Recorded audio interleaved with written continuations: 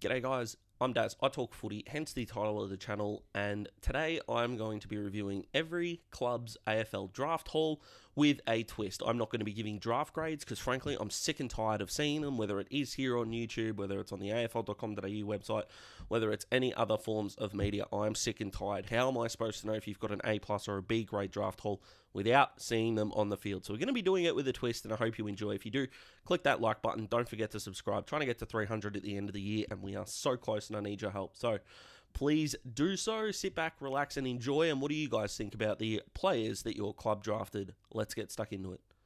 So a lot less waffling with this video. Let's start with the Crows, and I've got upgrading that midfield. Yep, it's the three-word game, and the upgrading of the midfield, in my opinion, was what Adelaide needed to do, and it is what they have done. Josh Rochelle and Zach Taylor are going to start their careers as forwards, it looks like, who are both dynamic players. Zach is more of the composed, on both feet type, and Josh is the kind of guy that could kick five and win a game off his own boot, and also sticks his tackles, which is what Adelaide need. Their forward pressure last year wasn't their strong suit. I think the Crows are going to walk away from this draft really happy, and Jake Saligo was a shrewd pick when they got him as well. So I like what the Crows did. Adelaide fans, let me know.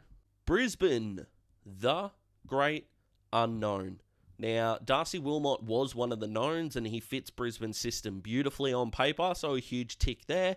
I know Kai Lohmann had fans in the mid to late 20s, but Brisbane picking him up at 20 surprised even me, and I think it surprised some recruiters as well. He is an exciting forward of the centre player.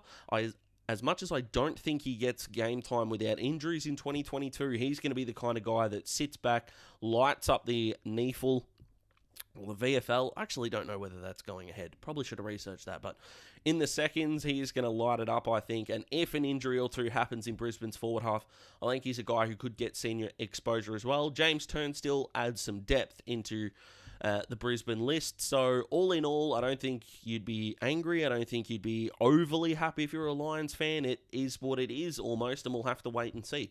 When we review this draft in 5 years' time, I think we're going to be more understanding and more knowing of how well Brisbane did here. But for now, I honestly don't know.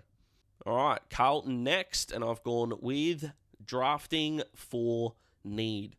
Finally, thank you, Carlton. Now, we know that they were going to take Connor McDonald if Hawthorn didn't, and we'll touch on that in Hawthorn's segment, but Carlton need a small forward to rove Harry McKay and Charlie Curnow, and they've got one. Daniel Sun looks like a genuine excitement machine, and he played against men last year, which means he is footy ready, and he did it as a 17-year-old. If Carlton can look after him and get him on the park as soon as possible, they're going to be onto a winner here. He is an excitement machine. His impact per possession is high, and Carlton are onto a winner here. I don't know why they were thinking of taking a midfielder, even though McDonald looks a gun. They don't need one. I think Carlton fans are going to be happy that Hawthorn took McDonald, because I think Motlop's going to be A+.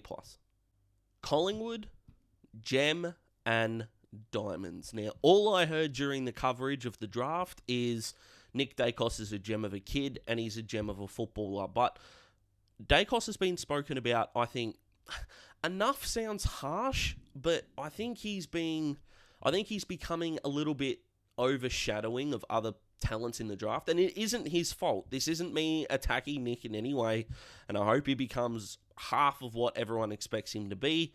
I like talking about everyone else in the draft, so this isn't going to be me gushing over Nick Daicos. But getting Arlo Draper and Cooper Murley in this draft as late as they did, I'm really impressed with Collingwood here, and I think they're walking away from here super happy. All three of those players can play round one. Why can't they? Draper and Murley did have injuries last year, but a full preseason and some health can get them in that team, and we know Daicos, if he gets a good preseason in, is in Collingwood's best 22. All three of them would start in the forward part of the ground, so if I was a Oliver Henry, for example, I'd be pretty nervous about my spot, but if Collingwood are having players that are competing for spots, it's only going to make them better and get them up the ladder quicker. So I think Collingwood fans are going to be really happy with this draft, and I don't blame them. To the Bombers, and they are Hobbs and Shaw.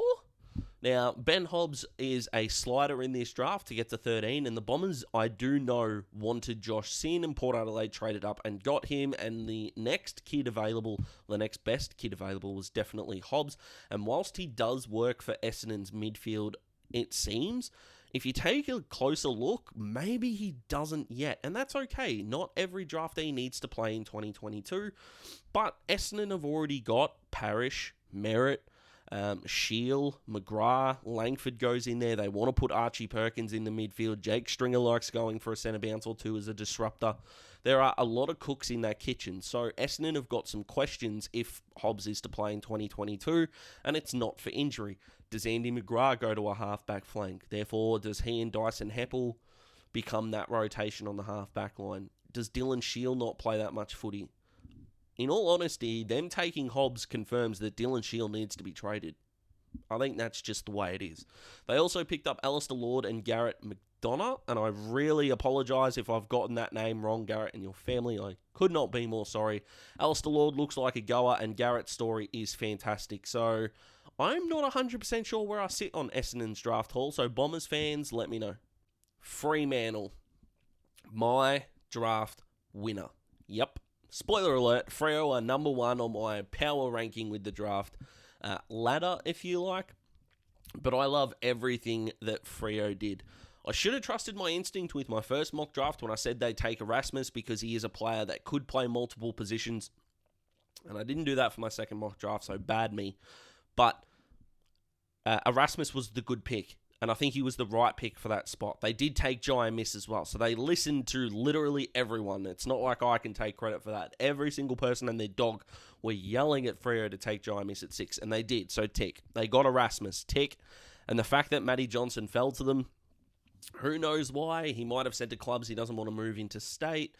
West Coast really wanted Campbell Chesser first, so they weren't going to take Johnson. And the fact that he was there at Freo's first pick was extraordinary for them. And also don't forget that they took Eric Benning, their next generation academy prospect, who is that tall forward and their ruckman. So he and Jai Miss and Sean Darcy as their tall forward sort of combination would be fantastic, because it is hard to see Rory Lobb being there 2 years from now, and I don't know whether Matt Taberner is in their best side 2 or 3 years from now. Freo smashed this draft, in my opinion, on paper, and I cannot wait to see all 4 of their prospects on the field as soon as possible. Geelong, commencing operation next. Now, I kind of want to talk about their first 2 picks more than their last 3, because they took swings on those players on the last 3, and we shall see how they go. I'd be stunned if any of them played in 2022, but if I were to guess one of them of their last 3, I'd say Cooper White. Looks like he could play some senior footy. But these are definitely developmental players. Toby Conway was the best ruckman in the draft, in my opinion. Yes, I think he's a better ruckman than Sam Darcy is. The same way that I think Riley O'Brien is a better ruckman than I think a lot of these forward rucks that are in the competition. And it's why Riley O'Brien is an underrated player, in my opinion. Now, Mitch Nevitt, I love going to the Cats because he's got that big-bodied midfield type that I think they will need once Selwood and Dangerfield go on. And I wouldn't be surprised if Nevitt played senior footy quicker than a lot of people expect. I do like that Geelong have respected the fact that they go, right, where are the aging parts of our list? Let's get guys in that can train under them for those last season or 2, and then we can propel ourselves from there. I'm not 100% sold on Geelong falling off the cliff completely, not in 2022 anyway, so it'll be interesting to see how these guys develop, even though the Geelong old memes are fantastic, and I kind of want them to stick around forever. Gold Coast, and I've got Archers and Copper. Yes, I've gone the nickname path, and I regret nothing.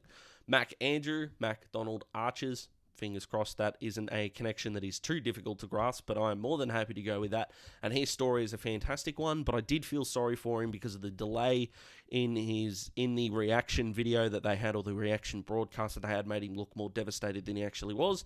He's realising his dream, which was fantastic, and he could be a generational talent. And if I was doing my top 10 players, I cannot wait to see debut from the draft. Mac Andrew is first, if not second. It would be absolutely awesome to see him play, and I think the Suns are really happy. And with Hugh Greenwood going, they picked up Charlie Constable, the Copper, in the, I think it was the second to last pick, or he was definitely in the last handful, and he's cheaper than Hugh Greenwood. He's, I think, the same or similar size to Hugh Greenwood. And whilst both of them aren't exactly elite kicks, Hugh does have Charlie covered when it comes to the contested style of the game. But I think Charlie's got more speed. So if there's guys playing with chips on their shoulder in 2022, Constable is definitely one of them, and he would be a good addition to Gold Coast mix. I'm a big fan. GWS on the podium.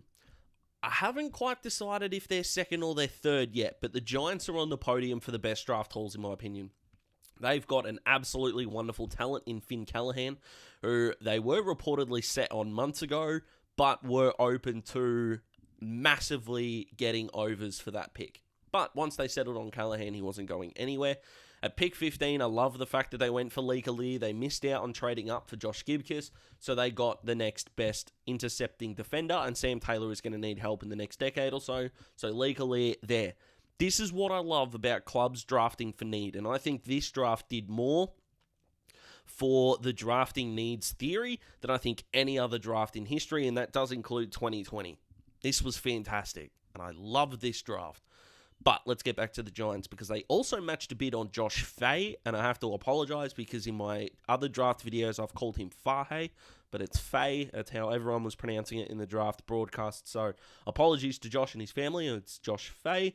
They matched a bid on him at around pick 42, and he's not the 42nd best player in this draft.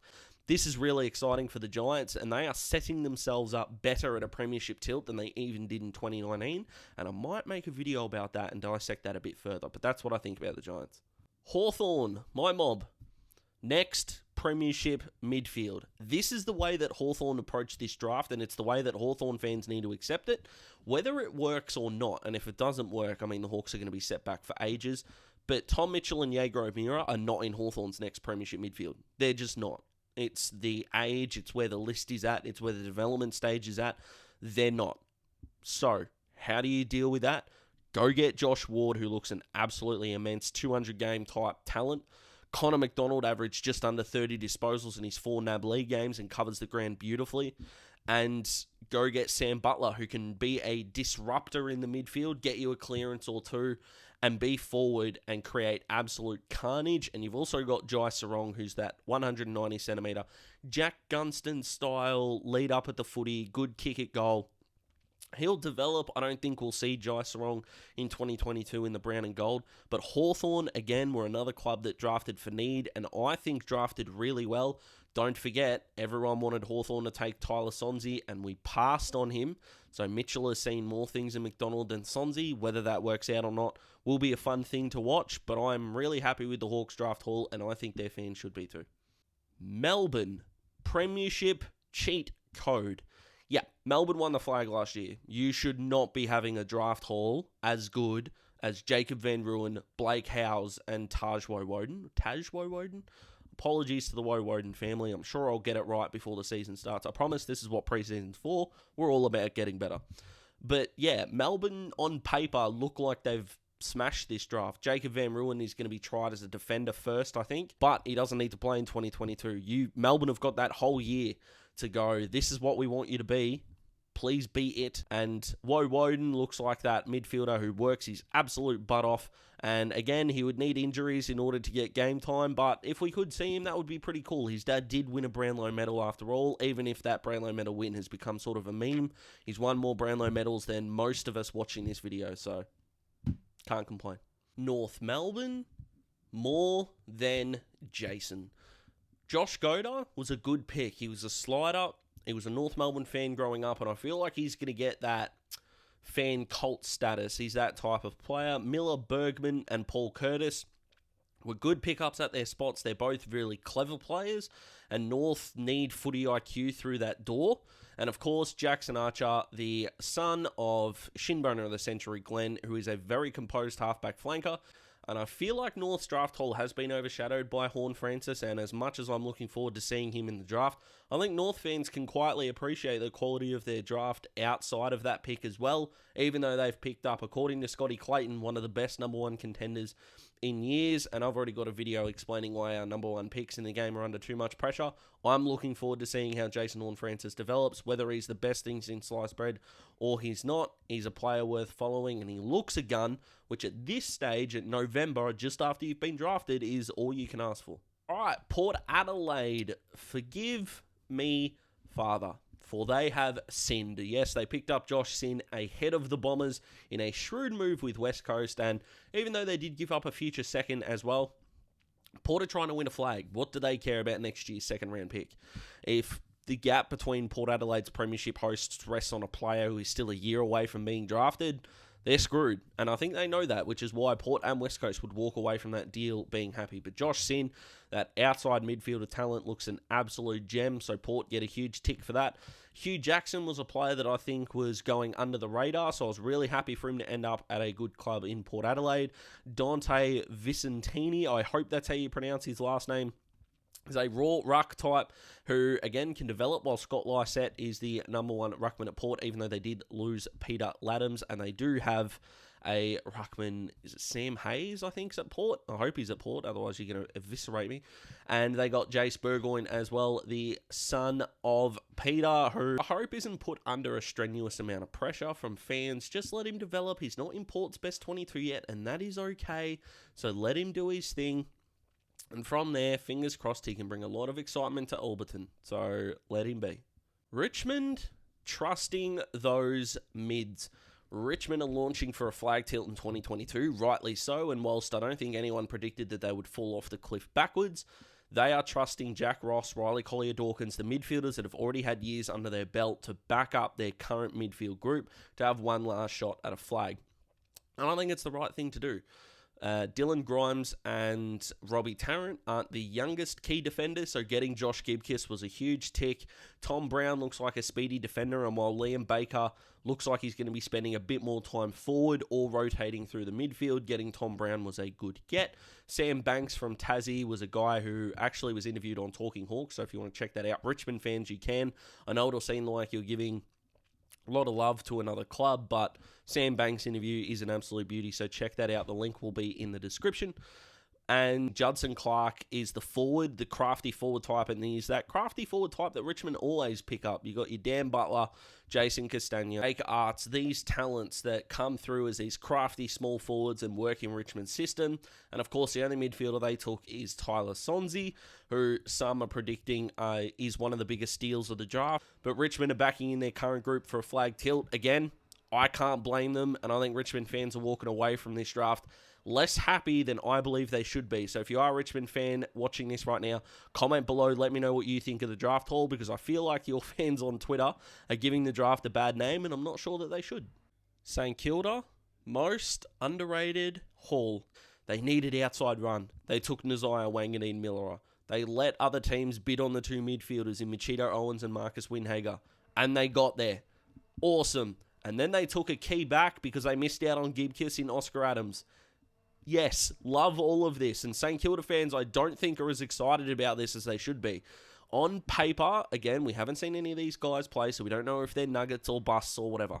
But on paper, I feel like St Kilda should be a top 5 happiest club in the league, and I feel like their fans are middle of the road. Now, not all of these guys are going to play round 1. I know your list still has issues that need to be fixed.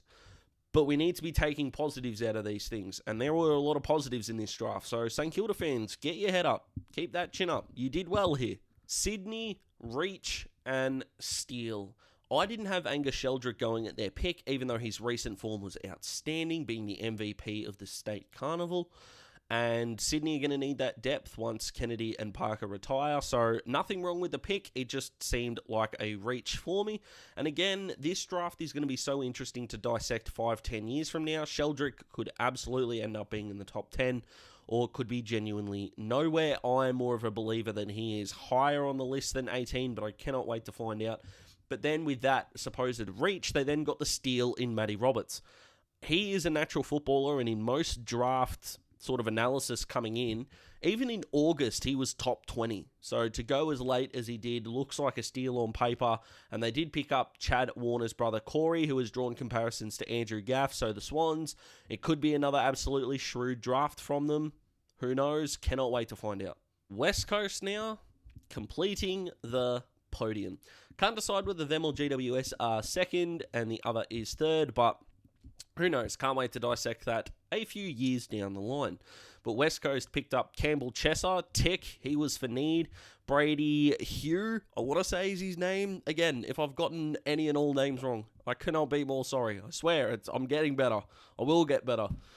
Goodness gracious me. Sorry, Brady, but I really like you as a prospect. Utility, he could play anywhere and can almost be set for round one. So I really hope you can make me look like an even bigger idiot for getting your name wrong. So good luck to your son.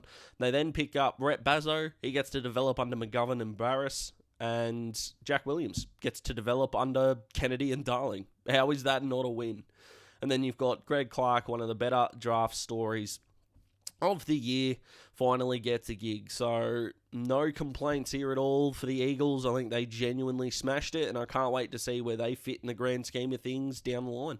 We finish with the Bulldogs, Darcy and depth. Yep, Sam Darcy came through the door, no surprise at all. And then they picked up Arthur Jones, who helps them as a balanced sort of midfielder, outside player, and Luke Cleary, who is a halfback rebounding defender, and they do have plenty of those two types, so they'll add to the list depth, and they'll be able to come in if injuries come in at the end of the season, or if anyone needs to be rested, or any of those sorts of things. It was a pretty sort of weirdly quiet night for the Doggies. Once they got Darcy in the door, they took a huge sort of step back when it came to the draft. There wasn't a hell of a lot of excitement, it seemed, from the broadcast, but who knows? Jones and Cleary could turn out to be guns, and of course, where Sam Darcy plays is going to be the main focus of this draft haul. I personally think they need to put him at centre half back at 204 centimetres with the kind of athleticism that he's got. It could work out fantastically well, but no one knows, and I wouldn't surprise me if the Dogs don't 100% know yet, but they'll figure it out over the preseason. So that's it, guys. The 3-word game is over. Every club's draft haul summed up beautifully, I thought. I also want to give a shout out to Sarah Khan, who did my logo and YouTube channel banner. They both look fantastic. She's on Fiverr. If you need any sort of logo for your business, or if you've got a podcast, whatever you've got, if you need a logo or any kind, her link is in the description. She's fantastic to deal with. She's really good on cost, and her communication is excellent. So if you need anything, get in touch with her. I'm not being paid to say that. She's just done a fantastic job. I want to help the people that can help me along the way. I hope you guys are having a fantastic day. I hope you've enjoyed your weekend. Make sure you subscribe. Stick around. I'm not going anywhere during December. Still going to be content to come. I can't wait. I hope you can't either. I'll see you in the next one. Goodbye.